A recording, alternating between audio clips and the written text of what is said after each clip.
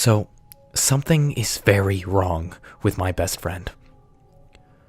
I honestly don't know what's wrong with her, but at this point, I'm beyond concerned. We've known each other since we were, I don't know, 1, 2, something like that. We're both 26 now and live together, but I've never seen this happen to anyone before. And I don't know what to do or how I can help. It all started about 3 days ago. She came home complaining of this massive headache. I offered her some Advil, but she said that she already took ibuprofen and didn't want to take anything more.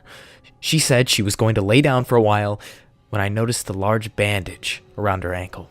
She's a medical student, so I assumed it must have happened at the hospital she's resident at. Even though I didn't want to keep her from falling asleep, I had to ask what happened. She told me she was working in the clinic and some guy had taken a nasty fall off the bed he was on.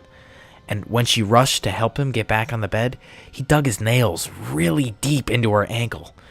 And she said he started having some kind of freak out after that. But since he scratched her so badly and was trying to bite people who tried to touch him, she was escorted away to be checked out and eventually given stitches.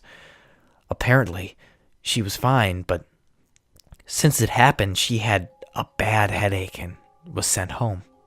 I knew she would be stubborn about going back to the hospital if anything was actually wrong, so I told her I'd check in on her every couple of hours.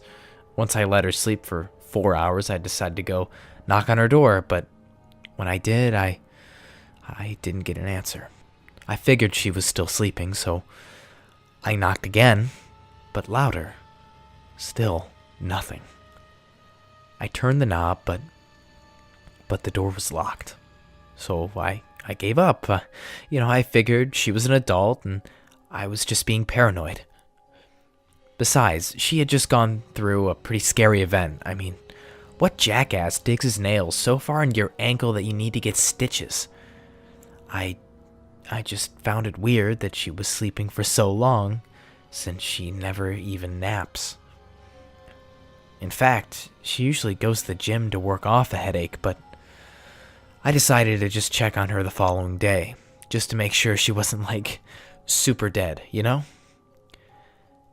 And that would have totally worked for me if I hadn't woken up at about 4 a.m. to her standing at the front of my bed. I nearly wet the fucking bed, but I realized it was her pretty quickly and turned on the lights. I asked her what her deal was, but when I saw her face, something looked off. It's like her eyes were glazed over and she was looking kind of veiny. She's a super pale person. I've noticed her veins before, but definitely not like this. She hadn't said anything, so I reached out and touched her arm, and she sort of came to. Looked around and asked why she was in my room and not in her bed. I told her she had been watching me sleep or something, and she just scowled. She said she'd been having weird dreams and that she must have a fever. She said she'd probably call in tomorrow, which shocked me given her character. But, I agreed, and then she went back to her room and I heard her bedroom door lock click. After that, I got up and locked my door too. All of that wasn't really so bad. I mean, maybe she'd been sleepwalking. Either way, the next morning, I didn't see her. After I came home from work, I didn't see her. And when I knocked on her door, she screamed at me to leave her alone. Never once has she ever screamed at me. So I was really freaked out. I told her if she didn't come out, I was going to call an ambulance.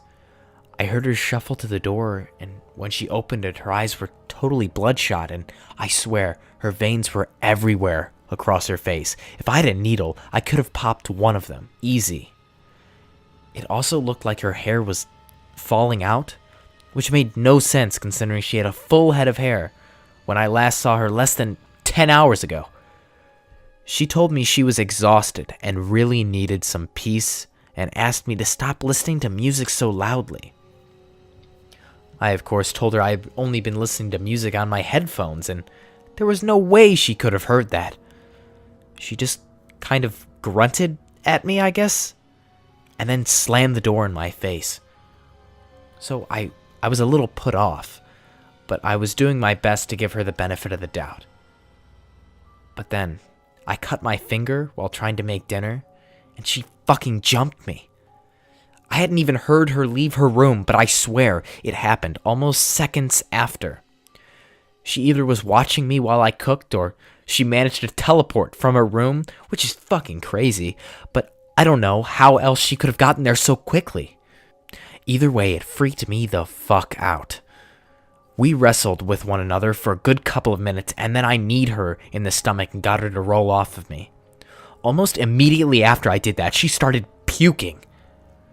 It was this rancid-smelling black liquid, mixed with what was very clearly blood. I shot up, found my cell, and dialed 911. The ambulance got to our apartment pretty quickly, along with 2 black vans. These military-looking guys got out and asked me what had happened, and I explained everything to them.